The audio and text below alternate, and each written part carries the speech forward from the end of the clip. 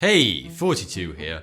Inside your skull is about 1.5 kilos of meat that somehow manages to keep you breathing, help you remember where your wallet is, and remember which is the best hole to put your lunch in. No, not that one.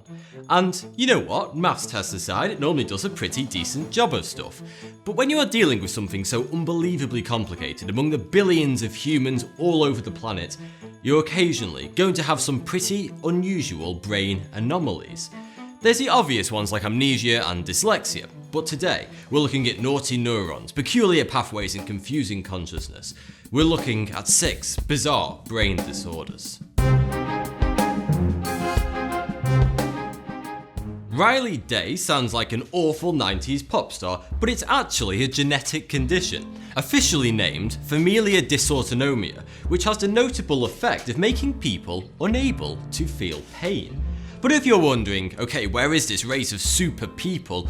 Well, it also causes poor growth, unstable blood pressure, violent vomiting, pneumonia, and problems with speech and movement. So, whilst I'm sure they'd love to help save you from a burning building, they kind of have their own issues to deal with.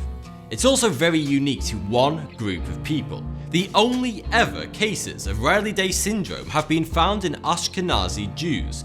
The Jewish people are, for the most part, split into 3 ethnic groups: Ashkenazi, Sephardic, and Mizrahi.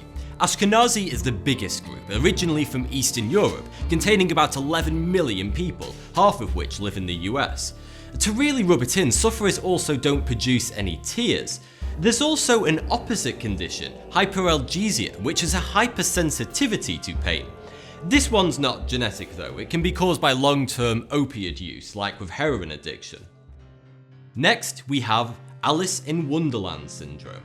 What do you think this is? Do you go chasing rabbits? Do you see smiling cats wherever you go? No, in this wonderland, you lose control of your perception of size, and things seem all out of proportion, like your Alice, eating the cake and drinking from the bottle, growing and shrinking. The medical terms are micropsia and macropsia.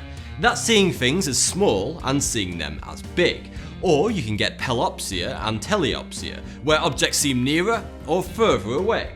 Unsurprisingly, this can happen through taking hallucinogenic drugs, but it also affects those with severe migraines and brain tumours.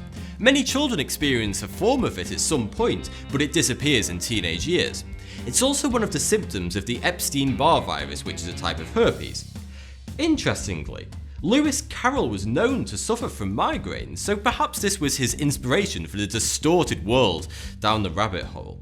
I don't want to know how he got the idea of an extremely high caterpillar though. The Cheshire Cat once said, "If you do not know where you want to go, it doesn't matter which path you take." And this leads us to our next condition, Abbulu Mania. This is what we call pathological indecisiveness.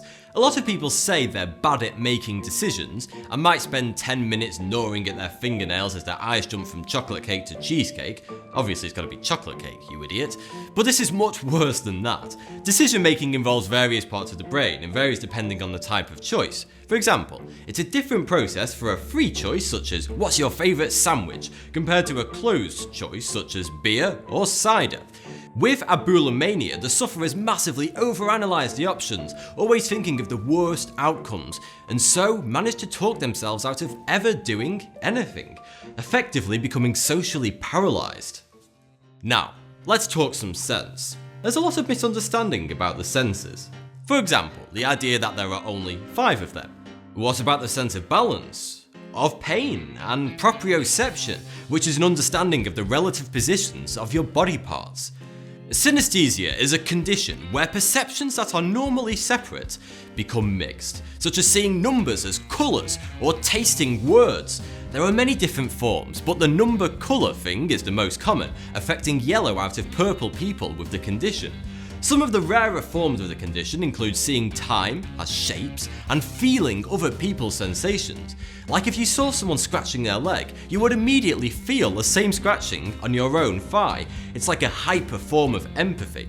The list of famous synesthetes, as they're called, include Pharrell Williams, Tesla, and Kandinsky.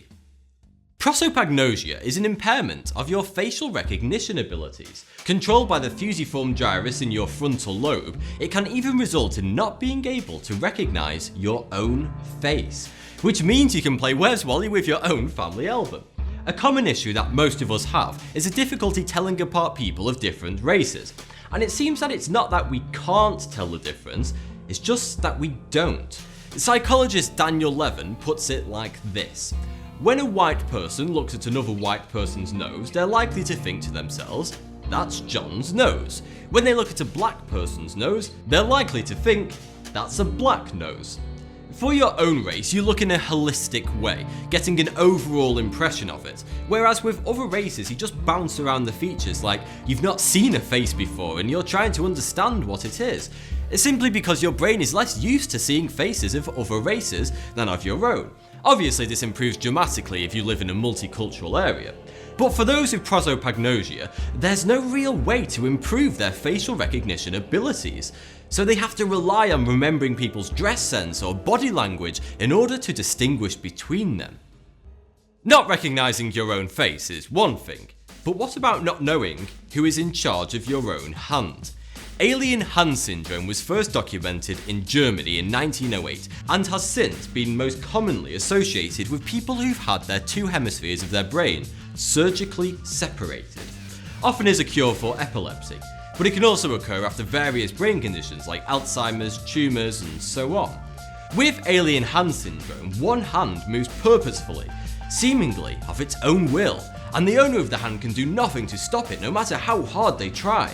Now, if there's any bosses watching who've had a sexual harassment allegation made against you, don't try to use alien hand syndrome as an excuse.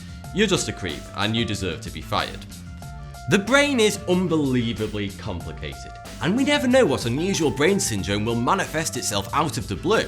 So, if you're worried that you'll never stop smoking weed in your bedroom, playing Call of Duty, and skipping on the housework, maybe just keep sticking it out until the world finally recognises your faulty motivational syndrome, and you might get the sympathy you richly deserve. Thanks for the view, subscribe for more, 42. Do you worry about a zombie uprising? Well, fear not. The US Department of Defense has you covered. The Pentagon has created a comprehensive plan detailing how to counter a zombie apocalypse. Herring are quite simply the undisputed Nobel Prize winners of underwater communication because they use farts to talk to each other.